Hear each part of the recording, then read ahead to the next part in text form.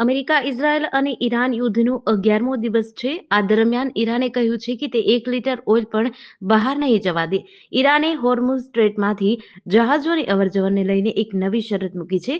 ઇઝરાયેલી media વાયનેટના અહેવાલ અનુસાર ઈરાનની સેના ઇસ્લામિક રેવોલ્યુશનરી ગાર્ડ કોર્પ્સે કહ્યું છે કે કેટલાક દેશોના જહાજોને આ માર્ગથી પસાર થવા દેવામાં આવી શકે છે, પરંતુ તે માટે તે દેશોએ પહેલા ઇઝરાયલ અને અમેરિકાના રાજદૂતોને પોતાના દેશમાંથી હાંકી કાઢવા પડશે. હોર્મુઝ સ્ટ્રેટ દુનિયાનો ખૂબ જ મહત્વપૂર્ણ દરિયાઈ માર્ગ છે. દર વર્ષે દુનિયાના લગભગ 20% તેલનો પુરવઠો આ જ માર્ગેથી પસાર થાય છે. જોકે અમેરિકી ચેનલ CNN કહ્યું છે કે ઈરાન આ માર્ગેથી પસાર થતા તેલ ટેન્કરો અને વ્યાપારી જહાજો પર સિક્યોરિટી ટેક્સ એટલે કે સુરક્ષા શુલ્ક લગાવવાની યોજના બનાવી રહ્યું છે, ખાસ કરીને તે જહાજો પર જે અમેરિકાની સહયોગી દેશોના છે. કેન્દ્ર સરકારે દેશભરમાં એસેન્શિયલ કોમોડિટી એક્ટ 1955 લાગુ કરી દીધો છે. હોર્મુઝ જળમાર્ગના રસ્તે થતી ગેસ સપ્લાય ઠપ થયા બાદ સરકારે આ પગલું ભર્યું છે. ગેસની અછતને ધ્યાનમાં રાખીને દિલ્હી, મધ્યપ્રદેશ, મહારાષ્ટ્ર, ઉત્તર પ્રદેશ, રાજસ્થાન અને છત્તીસગઢ સહિત ઘણા રાજ્યોએ કોમર્શિયલ ગેસના સપ્લાય પર હાલ પૂરતો પ્રતિબંધ મૂક્યો છે. આ પ્રતિબંધને કારણે રેસ્ટોરન્ટ્સ અને હોટેલો બંધ થવાની નોબત આવી ગઈ છે. નાના હોટેલ અને ભોજનાલય ચલાવનારાઓએ સરકારને કહ્યું કે સપ્લાય ફરી શરૂ કરવામાં આવે. સંકટને જોતા પેટ્રોલિયમ મંત્રાલયે 3 તેલ કંપનીઓના કાર્યકારી નિર્દેશકોની એક ઉચ્ચસ્તરીય સમિતિ બનાવી છે, જે સપ્લાયની સમીક્ષા કરશે.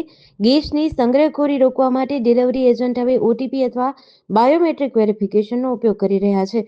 ઓઇલ માર્કેટિંગ કંપનીઓને નિર્દેશ આપવામાં આવ્યો છે કે તેઓ પ્રોપેન અને બ્યુટેનનો ઉપયોગ કોમર્શિયલને બદલે ઘરેલું સિલિન્ડરો માટે વધુ કરે. લોકસભામાં વિપક્ષે સ્પીકર ઓમ બિરલા વિરુદ્ધ અવિશ્વાસ પ્રસ્તાવ રજૂ કર્યો છે. 50થી વધુ સાંસદોએ તરફેણમાં મતદાન કર્યું છે. ત્યારબાદ પ્રિસાઇડિંગ ઓફિસરે પ્રસ્તાવ રજૂ કરવાની મંજૂરી આપી હતી. હવે આ પ્રસ્તાવ પર 10 કલાક ચર્ચા થશે.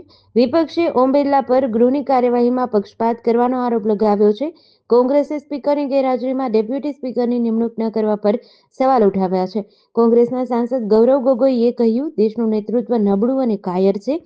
આ પહેલા સંસદના બજેટ સત્રના બીજા તબક્કાનો બીજો દિવસે ફક્ત 35 મિનિટ કાર્યવાહી ચાલી હતી. લોકસભા શરૂ થતાં જ વિપક્ષે પશ્ચિમ એશિયામાં ચાલી રહેલા યુદ્ધ, ભારત પર તેની અસર અને દેશના ઉર્જા ક્ષેત્રની સ્થિતિ પર ચર્ચાની માંગ સાથે હોબાળો મચાવ્યો હતો. લોકસભામાં વિપક્ષી સાંસદો દેશ કો બચાના હે, મોદી કો હટાના હે, વોટ ચોર ગદી ચોરના સૂત્રોચ્ચાર કરી રહ્યા છે. તેમણે ચૂંટણી પંચ પર વોટની દલાલી કરવાનો પણ આરોપ લગાવ્યો હતો. પાકિસ્તાનના વડાપ્રધાન શાહબાઝ શરીફે સોમવારે વધતી ઓઇલ કિંમતોને ધ્યાનમાં રાખી ખર્ચમાં કાપ મૂકવાની યોજના જાહેરાત કરી છે. આ અંતર્ગત સરકારી કચેરીઓ અઠવાડિયામાં માત્ર 4 દિવસ ખુલશે અને અડધા કર્મચારીઓ વર્ક ફ્રોમ હોમ કરશે. આ અઠવાડિયાના અંતથી શાળાઓ 2 અઠવાડિયા માટે બંધ રહેશે. Pakistani news channel Jio news અનુસાર મંત્રીઓ અને સલાહકારોના વિદેશ પ્રવાસો રોકી દેવાયા છે. મંત્રીઓ 2 મહિના સુધી પગાર નહીં લે અને સાંસદોના પગારમાં 25% ઘટાડો થશે. તેમજ પાકિસ્તાનમાં હવે 2 મહિના સુધી સરકારી વાહનોને 50% ઓછું ઈંધણ મળશે. 60% સરકારી વાહનો નહીં ચાલે. તમામ સરકારી વિભાગો પોતાના ખર્ચમાં 20% ઘટાડો કરશે.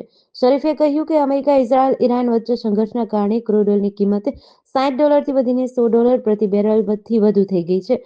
આ કારણોસર આ નિર્ણયો લેવામાં આવ્યા છે. પાકિસ્તાને પેટ્રોલ અને ડીઝલની કિંમતોમાં લગભગ 20%નો વધારો કર્યો છે.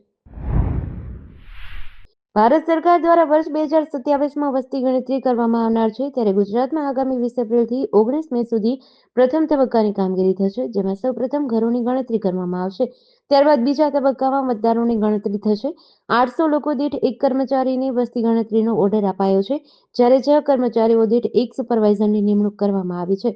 દરમિયાન રાજકોટ જિલ્લા કલેક્ટર દ્વારા વસ્તી ગણતરીના કામગીરી માટે કર્મચારીઓના ખાસ ઓર્ડર કરવામાં આવ્યા છે. આ સિવાય 5 નાયબ મામલતદારની બદલી કરવામાં આવી છે. રાજકોટમાં વર્ષ 2011માં થયેલી વસ્તી ગણતરી મુજબ 13.90 લાખ જનસંખ્યા નોંધાઈ હતી. વર્ષ 2021માં કોરોનાને કારણે વસ્તી ગણતરી થઈ શકી ન હતી, ત્યારે હવે 15 વર્ષ બાદ વસ્તી ગણતરી થવા જઈ રહી છે, જેને લઈને તમામ સરકારી વિભાગોના કર્મચારીઓને આ કામમાં જોડવામાં આવી રહ્યા છે. મોરબીનો સિરામિક ઉદ્યોગ ગંભીર સંકટનો સામનો કરી રહ્યો છે. ઈરાન અને ઇઝરાયલ વચ્ચે ચાલી રહેલા યુદ્ધના કારણે પ્રોપેન ગેસની અછત સર્જાઈ છે, જેના પરિણામે છેલ્લા 3 દિવસમાં વધુ 70 પ્રોપેન ગેસ આધારિત કારખાના બંધ થઈ ગયા છે. આ સાથે જ યુદ્ધ શરૂ થયા પછી અત્યાર સુધીમાં કુલ 170 સિરામિક કારખાના બંધ પડ્યા છે. મોરબીના સિરામિક કારખાનાઓમાં ઉત્પાદન માટે નેચરલ ગેસ અને પ્રોપેન ગેસનો ઉપયોગ થાય છે. નેચરલ ગેસની સપ્લાય ગુજરાત ગેસ કંપની દ્વારા નિયમિત છે, પરંતુ પ્રોપેન ગેસની સપ્લાય જુદી જુદી કંપનીઓ અને એજન્ટો દ્વારા થાય છે. ઈરાન-ઇઝરાયલ યુદ્ધના કારણે આ પ્રોપેન ગેસની સપ્લાય ચેન ખોરવાઈ ગઈ છે, જેના લીધે કારખાનાઓને ગેસ મળતો બંધ થઈ ગયો છે. 4 દિવસ પહેલા મોરબી સિરામિક એસોસિએશનના પ્રમુખ મનોજભાઈ એરવાડિયાએ પત્રકાર પરિષદ યોજીને કહ્યું કે ઉદ્યોગકારો વિકટ પરિસ્થિતિમાંથી પસાર થઈ રહ્યા છે. સાબરકાંઠા જિલ્લાના હિંમતનગરમાં નેશનલ હાઈવે 48 પર દબાણ હટાવવાની કાર્યવાહી શરૂ કરાઈ છે. હિંમતનગર નગરપાલિકાના દબાણ વિભાગ દ્વારા મંગળવારે મોતીપુરામાંથી પસાર થતા સહકારી જેનથી જીઆઈડીસી સુધીના બંને તરફના સર્વિસ રોડ પરના કાચા પાકા દબાણો દૂર કરાયા છે. આ કાર્યવાહી દરમિયાન અમદાવાદ ઉદયપુર નેશનલ હાઈવે 48 પર આ કાર્યવાહી કરવામાં આવી છે. આ દબાણો હટાવવાથી શહેરના લોકોને અવરજવર માટે સરળતા રહેશે. નગરપાલિકા દ્વારા સહકારી જીનથી દબાણ હટાવવાની શરૂઆત કરવામાં આવી છે.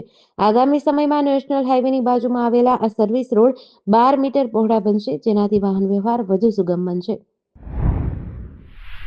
બોટાદના હળદળ ગામે ચેક રિટર્નની ફરિયાદની અદાવત રાખી 4 શખ્સોએ એક ખેડૂત પર હુમલો કર્યો હતો. આ હુમલામાં ખેડૂતને ઈજા થતાં તેમને સારવાર માટે હોસ્પિટલમાં ખસેડાયા છે.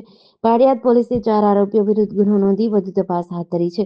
પ્રાપ્ત માહિતી અનુસાર હળદળ ગામના 40 વર્ષીય મુકેશભાઈ જુગાભાઈ જમોડે પાળિયાદ પોલીસ સ્ટેશનમાં ફરિયાદ નોંધાવી છે. તેમની ફરિયાદ મુજબ બોટાદના હનુભાઈ ખોડાભાઈ ગાબુએ મુકેશભાઈને ફોન કરીને તેમની વિરુદ્ધ નોંધાવેલી ચેક રિટર્નની ફરિયાદ પાછી ખેંચવા ધમકી આપી હતી. ધમકી આપ્યા બાદ હનુભાઈ અને તેમની સાથેના 3 અજાણ્યા શખ્સોએ 2 મોટરસાયકલ પર મુકેશભાઈના ઘરે આવ્યા હતા. તેઓએ ઘરની બહાર આવી હોબાળો કર્યો હતો. જ્યારે મુકેશભાઈ બહાર આવ્યા ત્યારે હનુભાઈ અને અન્ય 3 અજાણ્યા શખ્સોએ લોખંડના પાઇપ વડે તેમના પર હુમલો કર્યો હતો. તાપીના ઉચ્છલ તાલુકાના કોયદા ગામમાંથી એક બોગસ ડોક્ટર ઝડપાયો છે. એસઓજી પોલીસે કોઈપણ મેડિકલ ડિગ્રી વગર એલોપેથિક પ્રેક્ટિસ કરતા સચિન પાટીલને રંગે હાથ ઝડપી પાડ્યો હતો. પોલીસે તેની પાસેથી ₹34,032નો મુદ્દામાલ જપ્ત કર્યો છે. એસઓજી શાખાના પીઆઈ કેજી લિંબાચિયાના માર્ગદર્શન હેઠળ police team Uchchhal police station વિસ્તારમાં પેટ્રોલિંગ કરતી હતી, ત્યારે તેને ખાનગી બાતમી મળી હતી કે કોયદા ગામમાં સચિનભાઈ નગીનભાઈ પાટીલ નામનો શખ્સ લાયકાત વગર ક્લિનિક ચલાવે છે. સચિન પાટીલ આસપાસના ગામના બીમાર દર્દીઓને એલોપેથિક દવાઓ આપી સારવાર કરે છે, જેના આધારે પોલીસે છાપો માર્યો હતો અને સચિન પાટીલને પ્રેક્ટિસ કરતા ઝડપી પાડી કાયદેસરની કાર્યવાહી હાથ ધરી હતી. ભાવનગર જિલ્લાના મહુવા તાલુકાના આંગણકાથી નાના ખૂટવાડા માર્ગ પર મોડી રાત્રે એક ગમખ્વાર અકસ્માત થયો હતો. અકસ્માતમાં ટ્રેક્ટર ચાલકે બાઇક પર સવાર 2 સગીરને અડફેટે લેતા બંનેનું ઘટના સ્થળે જ મોત નીપજ્યું હતું. મૃતકોની ઓળખ 13 વર્ષીય વરુણ મુકેશભાઈ મકવાણા અને 15 વર્ષીય ગણેશ ધરમસિંહભાઈ થાપા તરીકે થઈ છે. આ ઘટના ગઈકાલે મોડી રાત્રે બની હતી. અકસ્માત સર્જ્યા બાદ ટ્રેક્ટર ચાલક પોતાનું વાહન છોડીને ફરાર થઈ ગયો હતો. ઘટના અંગે બગદાણા પોલીસે જાણ થતાં વધુ તપાસ હાથ ધરી છે અને ફરાર ટ્રેક્ટર ચાલકને ઝડપી પાડવા ચક્રો ગતિમાન કર્યા છે.